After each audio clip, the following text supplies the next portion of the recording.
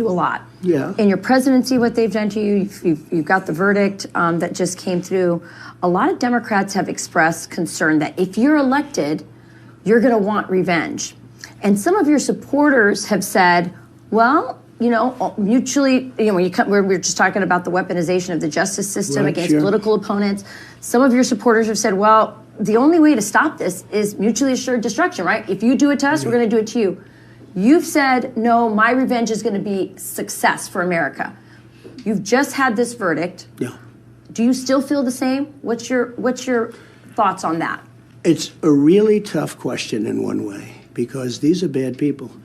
These people are sick, and they do things that are so destructive. I mean, look what they did from the day I got there. And I don't know, you know, a lot of people said, we have no choice but to elect Trump. Republicans, because he's the only one that can withstand this. Don't forget, if it weren't me, they'd be going after somebody else. And I know a lot of the competition, they wouldn't do so well. They wouldn't be doing so well right now. They'd be saying, Mommy, take me home. I want to go home. This is brutal. But these are sick people. And, for instance, the 51 intelligence agents, who thinks of these? And they think about it just like they say, I'm guilty of... And, you know, all this information was from so many years before the election. You know, it's before the election. So it wasn't like, oh, gee, I wanted to elect... You know, the election just started coming out during the trial. They said, oh, I have an idea. Remember John Lovett's The Liar? Mm-hmm. Yeah. I went to Harvard. Yeah. I went. They do that during the trial. Yeah, that's right. It affected the election. This stuff never even came. I never even heard about affecting the election. They're talking about the election of 2016. They're going back. You know, the interesting, somebody brought it up today. It was very interesting on your network. Somebody brought it up, and they said, you know, the funny thing is that they're deniers, because they're now saying that Trump changed the election. But that's a great point, because you're talking about the intel agencies. Obviously, you know, remember what Chuck Schumer said? He said, you know, if you tick off the intel agencies, they'll find a way to get you 6 ways a day.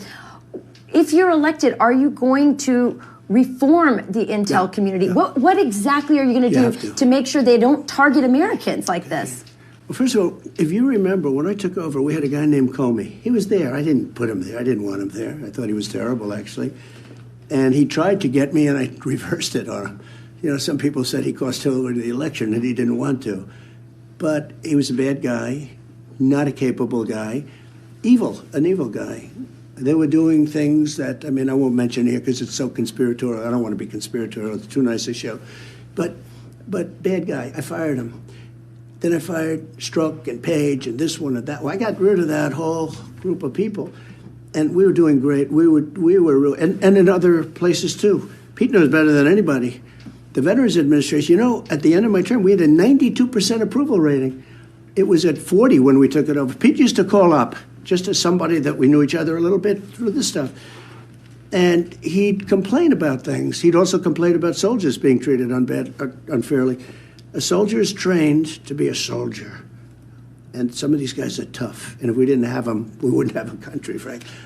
And then they get into a fight, and it's nasty, and they win. And then they want to lock them up for 30 years. And we took care of a lot of people, a lot. And it was just unfair. They trained them to be killers. And then they do their job against some very bad people. I'm not saying good people. I'm saying they beat some very bad people. If you didn't have guys like the ones that we know, they wouldn't last very long. And then they want to lock them up for 30 years. You know, it's sort of, they train them to do their job, they do their job, and then they say, let's lock them up. Look, it's a very interesting question, and I say it and it sounds beautiful, right? You know, my revenge will be success, and I mean that. But it's awfully hard when you see what they've done. These people are so evil. And at the same time, the country can come together. You know, I'm saying this, but the country can come together. You know, during my term, prior to COVID, we had the most successful country we've ever had. Everybody's job, Hispanic, Black, Asian, women, men without a diploma, men with MIT, Wharton, and Harvard diplomas, all of them put together.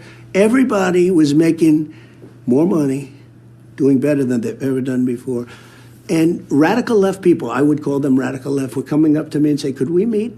It was coming together. And then we had COVID, our gift from China. Came out of Wuhan, like I said, right? I remember I told you that a long time ago. I never changed. It was the Wuhan lab. They made a mistake. And by the way, it was incompetence. I walked out to have lunch with his girlfriend, and the scene was set. It was a disaster. Okay, what happened? But we did a great job. Never got credit for that. Always got credit for a good economy, for taking out Soleimani, taking out al-Baghdadi. I defeated ISIS. ISIS was going to take 5 years at least, and they don't think. Mattis said, sir, it will take at least 5 years. I got it done in like 3 months. I defeated ISIS. Our military is so great. The real generals, the guys that know how to fight.